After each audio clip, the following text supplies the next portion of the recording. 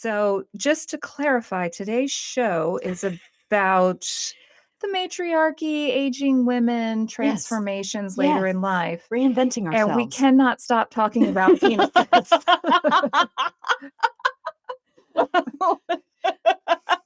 I don't know what to say about But that. during research, we discovered this walrus boner, and it's just, hey, this is weirdly human. Like, okay, I gotta know more.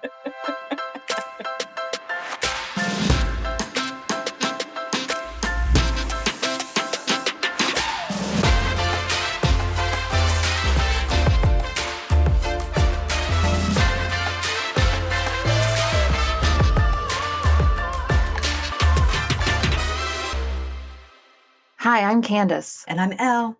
and this is Weirdly Human. Welcome back, weirdos. And as you know, this is season 2 of Weirdly Human, the podcast about all those things that make us human. I'm Elle. And I'm Candace. And today we plan to talk about how humans, specifically women, reinvent themselves. Or maybe, I don't know, we've kind of been all over the place. Well, I wanted to talk about basically aging women. I wanted to talk about the matriarchy because I'm tired of talking about the patriarchy. Yes, ma'am. Agreed.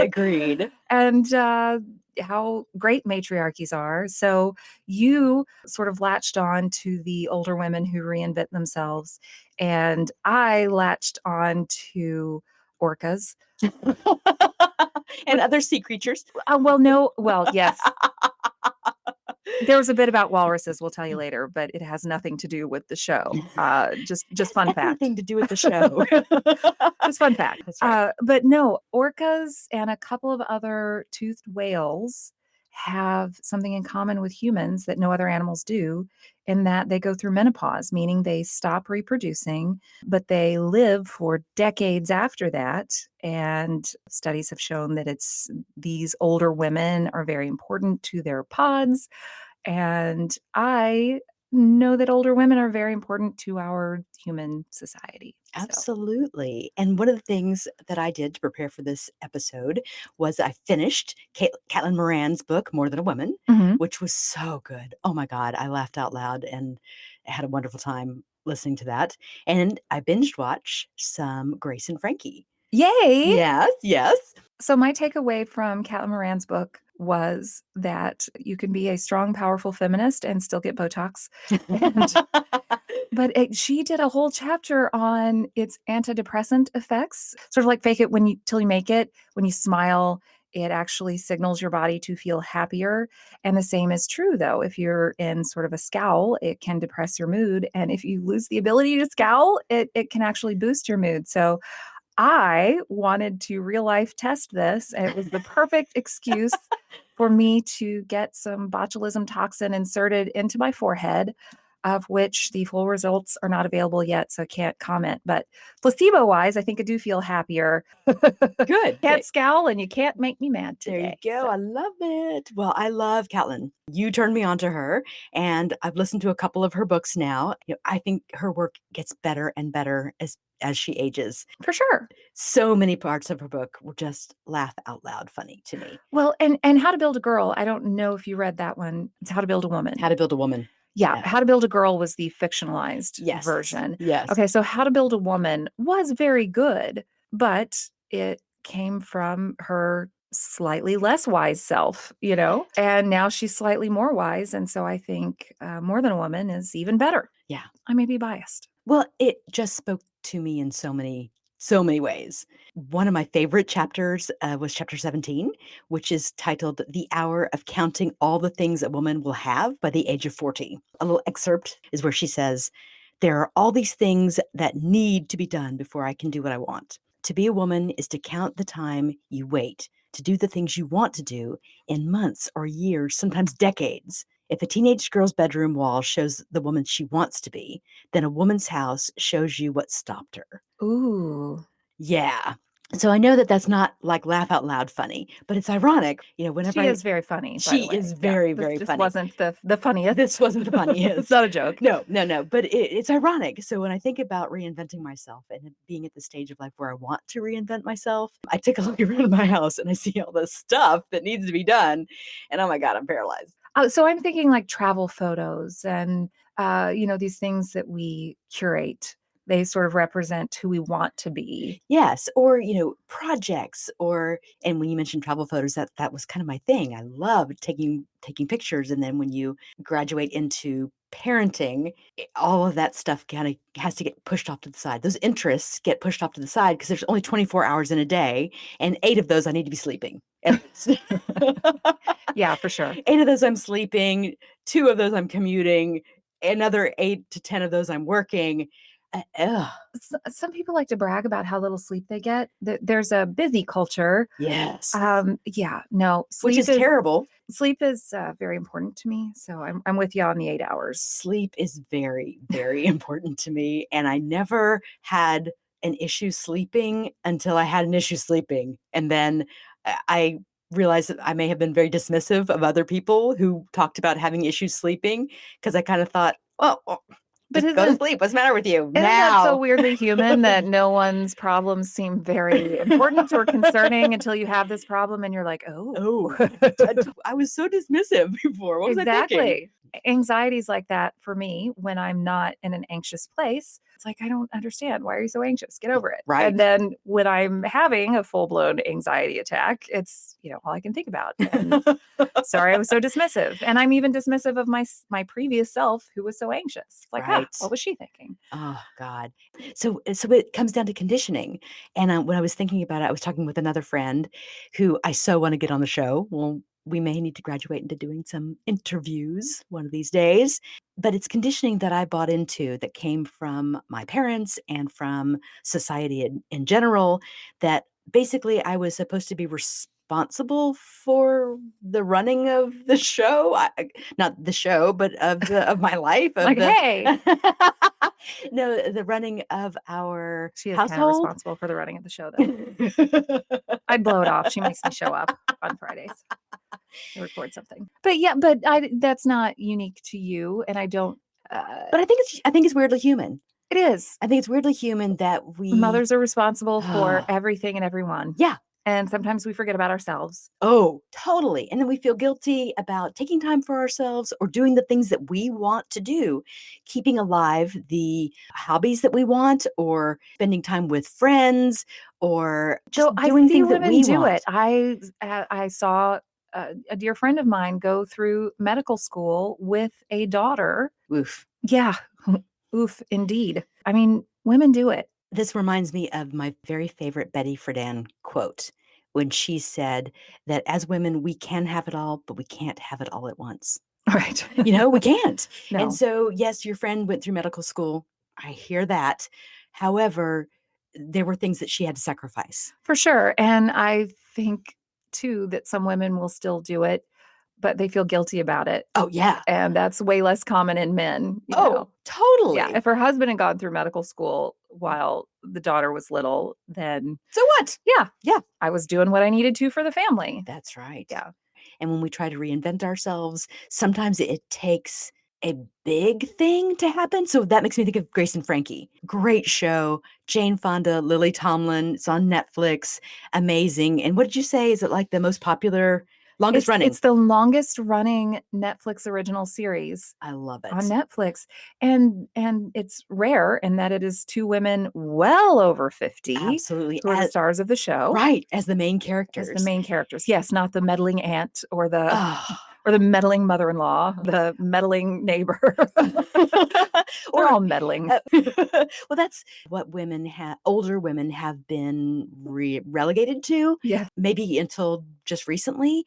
That's, if you were over the age of 30, you were obsolete. You could only be a supporting character. You couldn't be a main character. And I think that's changing. I love it.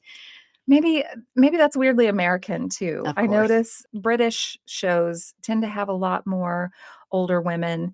I don't know if it's because of the Queen, like, are they just a more sort of matriarchal society? I don't know. But they're British actors and actresses all look a little bit more like real people. Oh, agreed. They're not nearly as airbrushed and Right. teeth whitened and straightened as we are, for sure. Exactly. So I asked you this morning if you had seen Cougar Town, And in Cougar Town, it's about Courtney Cox is playing a woman in her 40s who has recently gotten divorced, and she's out there dating, having friends. Friends. Get it? It's Courtney Cox. Of course. And Uh, I loved her. I mean, I loved her in Friends. And I remember seeing a few episodes of Cougar Town, and I remember it being good, but yeah, I think it's a very underrated show. So I had to go back and watch the first episode today, and I strongly recommend you do that. I was okay. thinking like Elle and I would be laughing out loud together Oh here. crap, we should have done that before we did this. No, it was totally great. However, she is only 40, first episode, and she is also Courtney Cox. So it's the most irritating part is how it opens when she's looking at herself in the mirror and sort of like tugging on the newly lax skin and her elbows. And if you can believe this, she was wobbling her tummy. Courtney Cox, maybe the lowest BMI on television. No doubt. I know. Whew. I know. So part of the show is very relatable. The unrelatable part is she's Courtney Cox and her body is amazing. Her Yeah, face is amazing. And she's also her hair is beautiful. amazing, Right. funny and amazing. Can we say amazing one more time? She is just amazing. How do you really feel? Yeah. So it's relatable in that, I mean, I did that. I got divorced in my 40s and sort of had to reinvent myself. And, I got that. I wish I looked a little bit more like Courtney Cox while I was doing it. We all want to look like Courtney Cox. And had Courtney's great friends. She Yeah. has a great group of friends. She works with Busy Phillips. So that would, what am I, chopped liver? well, actually, when I was divorced, though, we weren't friends yet. Oh, God, that's true. Yeah. That's true. All right, fine. And you might have dropped me like a hot potato, as married women tend to do with their divorced friends. I don't know. Ooh, ow. I, Yikes. But I hear you. No, I don't know. hear you. I had to go through, I felt a lot. Courtney got pregnant at, we're going to say 20, young, and not Courtney Cox, her character Jules in the show. Got it. She got pregnant at 20 or very young, got married to this, we'll say, yahoo. Not was it the baby daddy? It was the baby daddy. Okay. And so she sort of missed her 20s. And I felt I also had children very young, missed my 20s, missed the time when it is appropriate to lose your damn mind. And so she gets divorced, and it is about, her son is sort of mortified that his mom is dating, that she's hot. Oh, yeah. And, I remembered that too when I had high school age children and I'm dating, and, some of their friends had since graduated and were hanging out at sometimes places I was hanging out at, and they would get snaps of, here's your mom. And my kids are livid. And we talked about that a lot in our adulting episode from season 1. I don't remember any of the episodes from season 1. Like the titles vaguely ring a bell, but it seems so long ago. I know, right? But yeah, there's something just mortifying about your parent doing anything similar to what you might be doing. What you might be doing, absolutely. And Courtney was, again, her character in this show was just telling some great jokes. I'm laughing, and then her son will roll his eyes and say, "Oh, we get the mom jokes today." And I'm like, "What? those are just jokes." So well, if you're under 30, they're mom jokes, I guess. right. Which is why my kids don't think I'm funny. Because I am. They just don't know it yet. Right. So another friend of mine, actually, oh my God, I was talking with another friend yesterday, and we were talking about this exact same thing, how our teenage children just think that we're so not funny. Annoying. Annoying is a really nice word to say. Yes. And she was saying how she comes in the morning and she's like, "Good morning, I want to make your lunch." And they look at her like, "You're just coming in too hot, Mom." Right. No matter what it is, we're coming in too hot. I sort of do that constantly with my youngest. I think he's in the sullen period of his God. And he's maybe been in it longer than my others were. And or maybe it just seems longer because he's the last one and you're tired. Perhaps.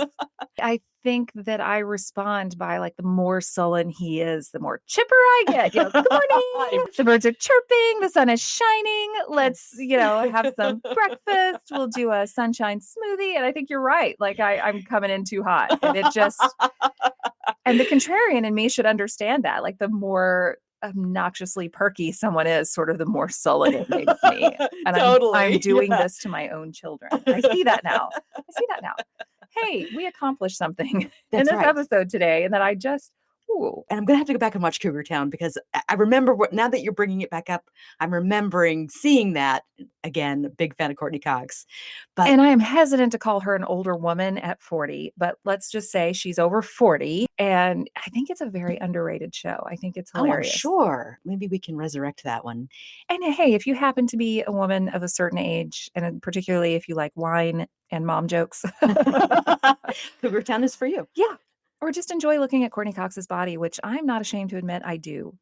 Me too. She's fine. Yeah. Holy moly. Yeah. But so back to She was always my favorite friend. I know. Back to back Grace and Frankie. Frankie. Back to my thing. Back Okay. to me. Okay. All right. Okay, So, Belle's turn now. all right, fine. So back to Grace and Frankie. What do we want to call it? The subject of the show is that these two women have been married to two men who For 40 are for years. 40 years, who are business partners. They're Mhm. both in a law firm together. And the husbands, which are played by Martin Sheen, and who's the guy? The other guy. The other guy. Saul. I can't remember your name, Saul. Sorry. You know what? I can take a break here and look it up. Okay, let's take a break and look that up because we need to know.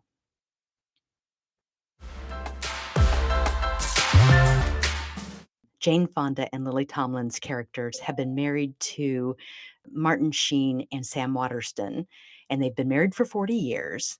Well, Robert and Saul in the Robert show. and Saul in Yeah. the show. Yes, the characters. They've been married for 40 years, and Robert and Saul have been business partners in a law firm. Grace and Frankie, who are Jane Fonda and Lily Tomlin, They're very different. they're very different. Very first episode, they all are going to dinner and the women are talking about what's going on.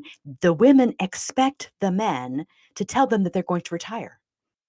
That's what makes me think these people are in their 60s. Okay, mid-60s at least. At least. Exactly. And in real life, I think they were closer to 70. I Yes. know they're in their 70s now. Absolutely. And to be honest, Jane Fonda, much like Courtney Cox, has a body that still has not stopped. It's like, Right. I want this 70-year-old woman's body.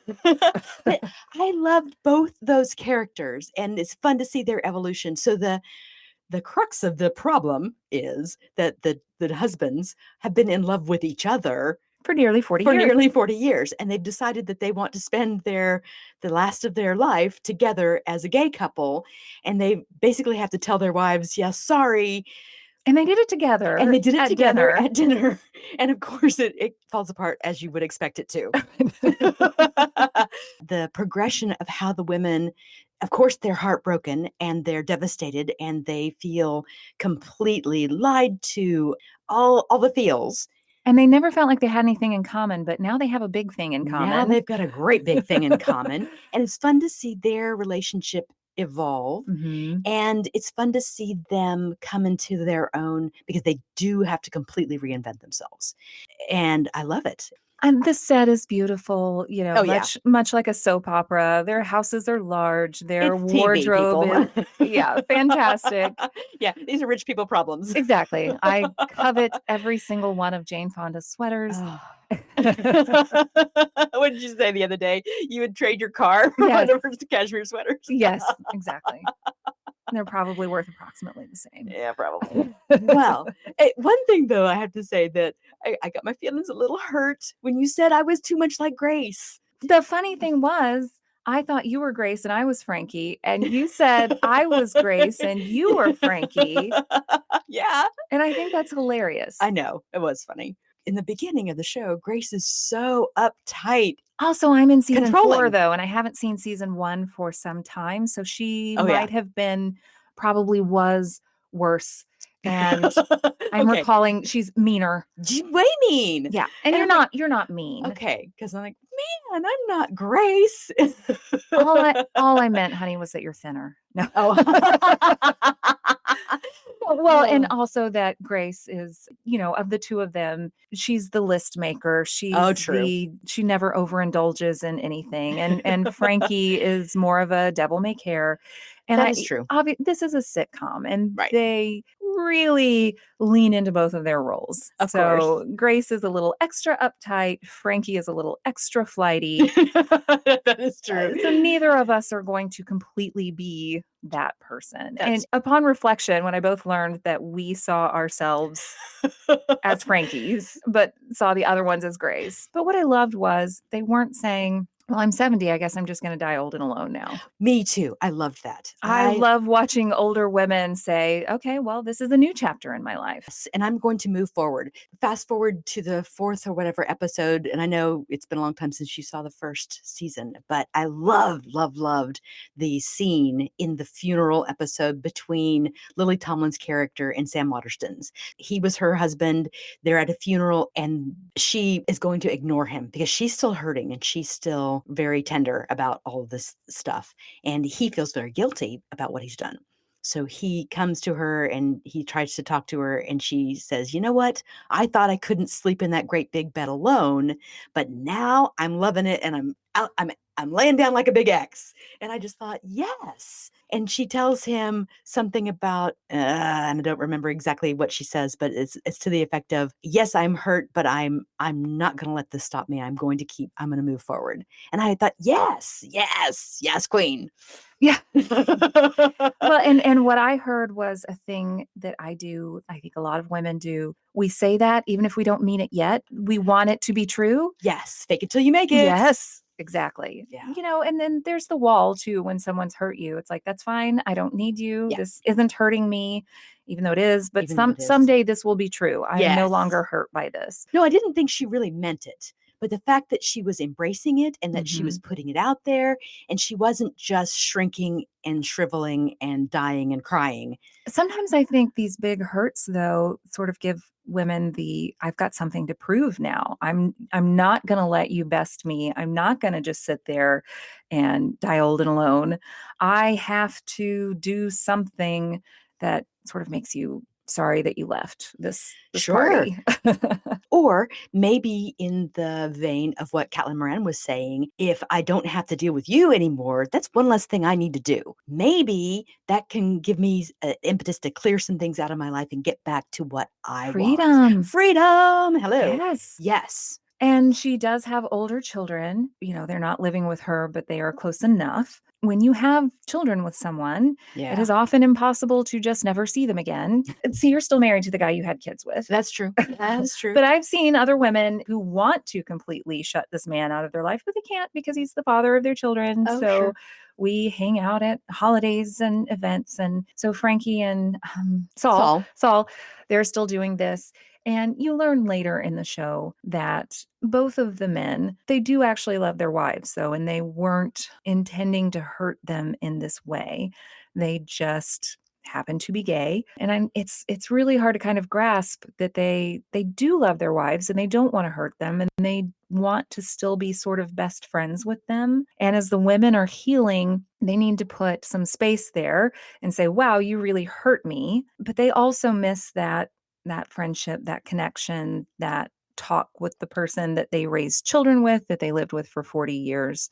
So that's an interesting dynamic too. Oh, absolutely. There's so many layers to that onion that I love, and I want to kind of savor each episode.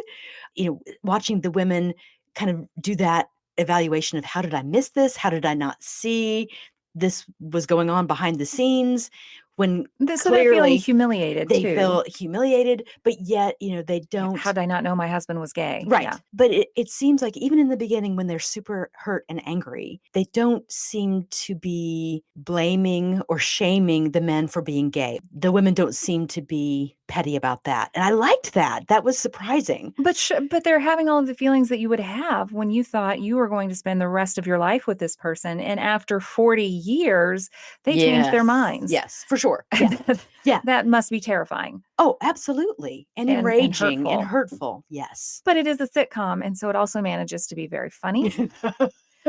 I love a lot of the characters. Brianna, again, wardrobe. Oh my God. I live for her wardrobe. And she is sassy and funny.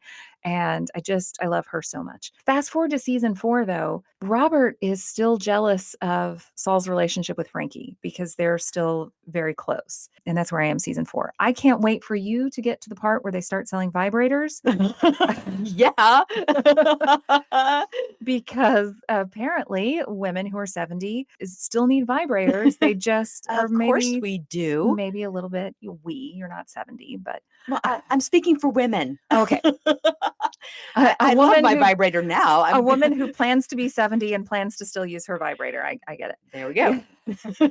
And I think it's great and important for women to see that you can be 70 and still have your vibrator. Yes. It's not, you don't have to put it in the drawer and just bake cookies for your grandchildren all the time. Absolutely. And though when your grandchildren are over, you probably will put it in the drawer. But because there are all those videos. But it's coming out. Yeah. It's coming out when they leave. The little kids who end up finding mom's vibrator and run out with What is this? They're playing like a Like lightsaber. A lightsaber. Yeah. Wow. Woohoo. Fun. So that kind of brings us back around to some of the research that you did about matriarchal societies. How does playing lightsabers with mom's vibrator bring us to orca? I don't think they have vibrators. I think that's a big difference between humans and orcas. Okay. But some primates do masturbate with tools. I was going to say, we learned about how many different animals masturbate. Which makes sense. And the walrus that can do its own thing? Holy moly, that video is something. Before I even thought about having sex, I remember being in 6th grade and accidentally, rubbing on a desk or with a notebook hanging over it in a certain way and thought, oh, that kind of felt nice. I might do that again. And oh my golly. I'm not like full on humping my desk in 6th grade. That's what everyone's thinking now. Thank you for that. No, but I just distinctly remember having a moment like, oh, that felt nice. I wonder if I can do that again discreetly. Oh. And I'm picturing that sort of reptilian brain. Yeah. Our reptilian prehistoric brain. What is it? The little part that still controls those. Is that the amygdala? Maybe it's the amygdala. Those primary urges, right? Yes. And so if a whale noticed that it felt good to rub on the front of the aquarium if they're in captivity or on these rocks, then of course they're going to just keep doing that. The fact that they masturbate isn't surprising. What was surprising was that humans are the only primates without an actual boner bone, without an actual bone in the penis. And furthermore, walruses, fun fact, have freakishly large boner bones. I know I don't sound very mature saying boner bone. The word is baculum. The penis bone is a baculum. Yeah, but boner bone is so much more fun to say. I know. And a walrus boner bone is around 1 meter long. Yeah, people, go Google right now. If you are not driving, go to Google and check out the walrus penis because you will be amazed. Yeah, we almost got stuck before we started recording. We started running late because Elle wants to know where this is and why she's never seen it when looking at pictures of. But they kind of sit, I think, with them sort of covered. I wasn't really thinking about pictures of walruses. I was thinking about in the shows. In the shows, yeah. When you go to SeaWorld. Where is it? Or I've seen many at Disney and such when the trained seals they come always out and clap. Yeah, those are the seals, but they always have they typically have a walrus too because they're much bigger and they're a little more clumsy that will come up and get on the stool and do some things with the ball and then jump into the water. I would have seen that. I'm just saying that I feel like I've been to enough aquariums. How are you going to miss a meter-long penis? How am I going to miss a meter-long penis? Not going to happen. I'm going to see that. It goes without saying that we digress. It also goes without saying that we have middle school sense of humor. You're supposed to be talking about aging women, and we just got hung up on the walrus penis. It's so big, and how have we not seen it? Right? Are they just lady walruses that are in the shows? I'm thinking maybe so because I've never seen this thing. That would just be obscene. But they also have a lot of blubber to hide it in. Well, that's what I was trying to figure out. Where does the boner bone go? Is it just always hanging out there, or is it able to be retracted into the blubber? Because Maybe our I don't know. first guest needs to be an Inuit because they've been carving things into these walrus bones for a long time. How did this start? By the way, fun fact, another fun fact. Walrus penises are so large that they can autofillate, which means suck their own Penis. penis. And of course they do because they can. Yep. And we all know that the only thing that stops humans from doing that is that they can't. The lack of mobility in their spines. I'm So, telling you. yes. Whew. So good on you, walruses. Plenty of animals masturbate. Where are we going with this? Oh, yes. Yeah. Orcas and matriarchies. Yes. All right. Enough of the penis stuff. Back to the matriarchy. Even in a show about women and women aging, we still had to talk about penises. I know. Damn us. I know. But I'm a only little walrus. disappointed. I'm a little disappointed too. But once really, you know about the walrus penis, how do you not share that with others? right. So, and listeners, you know us by now. you knew we were going to talk about walrus dick if we could. If we could. Somehow we were going to be able to slide that in there. For sure. So I think what we wanted to talk about, the important thing, because nothing we've talked about so far has been important. Really, nothing we've ever talked about has been important. Sure. This is a show to entertain people. True. Okay. But here's where you're going to get real smart. Oh, yay. Bring it on. That our closest living relatives are chimpanzees and bonobos, that our common ancestor, when we split off, chimpanzees and bonobos still weren't separate species. Now they are. They're very similar, but they grew up or evolved separately in different parts of Africa. And chimpanzees have a patriarchal society and bonobos have a matriarchal society. And a lot of our listeners will not find it surprising that chimpanzee society is violent and there's lots of fighting and killing of rival males and children and juveniles. offspring. Yes, for sure. Bonobo society is much more diplomatic. They will sometimes solve disagreements by masturbating each other. It's nicer than war. It seems so much nicer than war. I was fascinated to learn that the Bonobo society are matriarchal and that the eldest female runs the group. You know, she takes care of her daughters and her daughters' children, and how the adult she doles females, out the food. she doles out the food, but the adult females like go to her for conflict resolution things. Yeah, they go to her for conflict resolution, whereas the chimps just beat it out of beat each it out other. of honestly. And that was so crazy to think how differently they've evolved. And sort of the takeaway for me was that a more matriarchal society is not only obviously better for the women, but it's better for the men too. Yeah. Most men don't want to die in battle. They would prefer a much more diplomatic way to solve problems. Right. Fascinatingly enough, for me too, the scientists speculate that the bonobos are matriarchal or that the males didn't have to become as big and violent because unlike chimpanzees, bonobo males don't know when bonobo females are fertile. They are receptive to sex more often. So in chimpanzee society, she only gets the big red swollen come hither genitals when she is fertile. And this isn't that often because like human women, they raise their young chimps for a period of years. So while she's nursing, she won't be fertile. So there just aren't fertile females very often. And the chimps, when there is a fertile female, will fight sometimes to the death over her.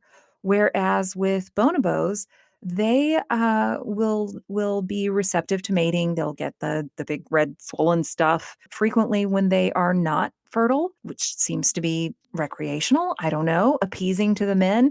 There at any given time, there are more females to mate with, and they mate with them regardless of whether or not this is going to produce offspring.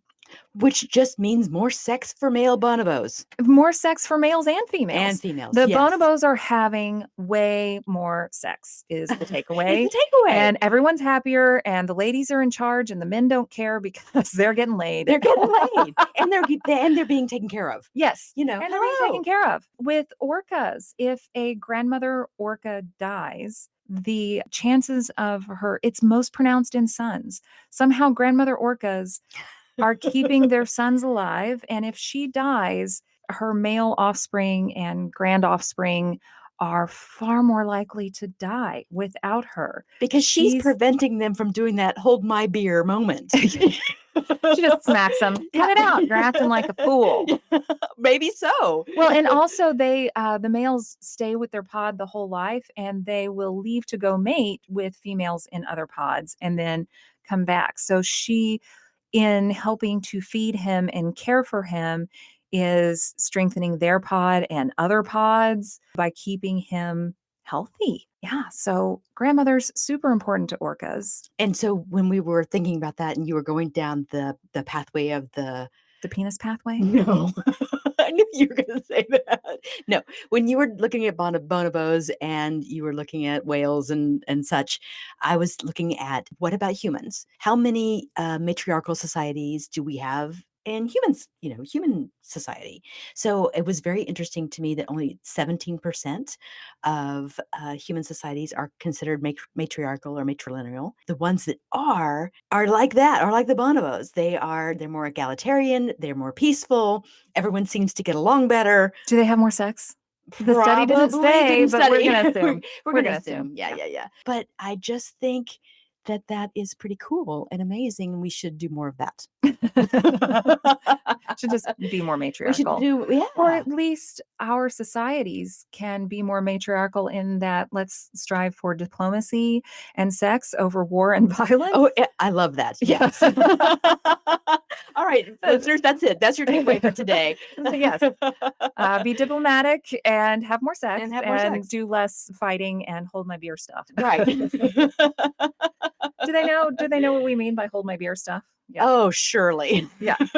Oh, my golly. And pre-industrialization, just like with the orcas, children who had grandmothers were more likely to survive because grandmother stops being exhausted by her own damn children. She stops reproducing herself and starts helping to teach and feed and take care of her grand offspring and great grand offspring. Which relieves the burden on her daughters. Exactly. So the daughters were more successful, reproductively speaking, and her grandchildren stayed alive. So she is still having reproductive success by helping her children and grandchildren. Now in our industrial society, I know a lot of us don't have grandmothers, or they lived very far away, or we don't have multi-generational households. And I'm not sure if that's good or bad. Sure. When you think about living with your When mother-in-law. Or even like, no, I'm good. You're I'm like, good. yeah, no, not so much. Yeah. On the other side of that token, I would love to have my children come live with me in a great big house, probably for about 2 weeks. And There then you I would go. hate that. Yeah. I don't know that I want to live next door. What about a little compound? Let's have a little compound. That would be great. Where I want my own space, but I would like, of course, my children are not grown yet. So there I can see them just going, oh God, I'm never going to live close to you, Mom. So I want a granny pod in the back of one of my kids' houses. So they live on some amount of property.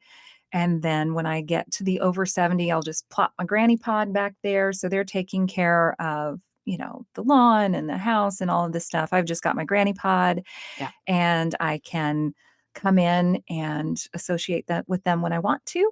And I can retire to my granny pod and read Caitlin Moran's newest book on being 70. I love it. Or we can listen to that new podcast, the 70 over 70. Yes. Talk about a podcast I wish I'd made. Yeah. I mean, I'm not going to lie. The older I get, the more I like hearing stories about old people killing it. Yeah. Like your best years are not necessarily over. Of course, that's comforting. Of course, that's comforting. Because if I've peaked, I'm sad. I haven't peaked yet. I want to have multiple peaks. I want my life to look like a saw. I mean, up and down, up and down. I was going to make some sort of orgasm analogy there, but you guys do that. I don't want to do all the jokes for you. Do it yourself. And when you talked about reinventing yourself, I will say too that women more than men reinvent themselves. We often wonder at points in our life, who am I now? When you have children, you become someone different than who you were before you had children. Or even back it up, because I was thinking about this morning. I was thinking about when I was in college. So when I was in college, I was still kind of very young and crazy, silly. But then when I graduated college, there was a reinvention time there because Sure. that's when I really felt like that was one of the times I really felt like an adult. It's like, oh, I've graduated from college. I'm going to go get a job now. Wow. Men may experience that too, though, Sure, to sure. some extent. And I don't know if that really was a reinvention or if that was just a progression. I'm not sure, but I was thinking But about did that. you have that feeling, who am I now? Yeah, a little bit. Okay. I did.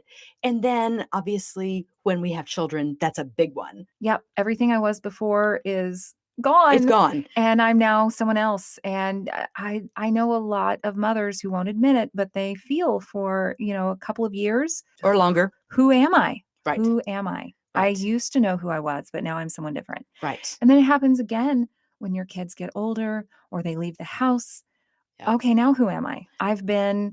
It's like it didn't occur to me that this momming thing full time was Yeah. going to sort of slide off and then stop. And okay, now who am I? I have to be someone else. And it could be not just when our kids leave, but if we have to make big changes, leave the workforce or make changes in our profession to accommodate the other people in our life, maybe a parent, maybe a spouse. I can think of lots of different iterations how it does fall to us to be the caretakers and the coordinators of everyone else's business Right. in our lives. And I've had a few times with like that when I had to step back and say, "Okay, whoa, who am I now? What does this look like?" And that's something. And Grace and Frankie did it again Yes. when they had plans and sort of knew who they were. And then it turned out, oh, Oh, everything is going to be very different now. yeah. Yeah. But they do have rich ex-husbands and a lovely backdrop in California Well, there's always and that. Jane Fonda's body. Yeah, So yeah, they yeah. have some things to fall back on. We only have this. No. Oh no, we're in trouble. No, we have a lot But more. okay, so we have talked about how this is our midlife podcast. So this is kind of another reinvention. It is for sure. Absolutely. And I love to think that we haven't peaked. We had jobs and we didn't like them. So So we decided to do this instead. And yes. Yeah. So far the pay is not as great. the pay is really not as great. Did we stick a sponsor somewhere in the middle of this one? That would Oh, okay. Well, if we didn't, then the pay is real bad on this one. right, right. We'll definitely need a sponsor. All right, weirdos. I think this is it. Do you have anything else you want to add? No, I said walrus dick. I knew I could count on you for that. That's awesome. All right. So you have wasted another beautiful 30 minutes or so with us today.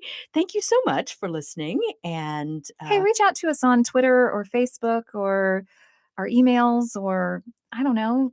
You yeah, can find us you if you can, want to. yeah, Come find us. on. We'd love to hear from you. Do what you can to stay curious. And we'll see you next time. Bye. Bye. And then with the magic of editing. Yes, it will seem like I knew exactly who that was. And I meant to jot that down before we started this and didn't do it. You're rubbing off on me. What, my flightiness, my memory lapses. No, your devil may care Oh, attitude. Sam Waterston. Sam Otterston. That's it. Okay. So let's back up.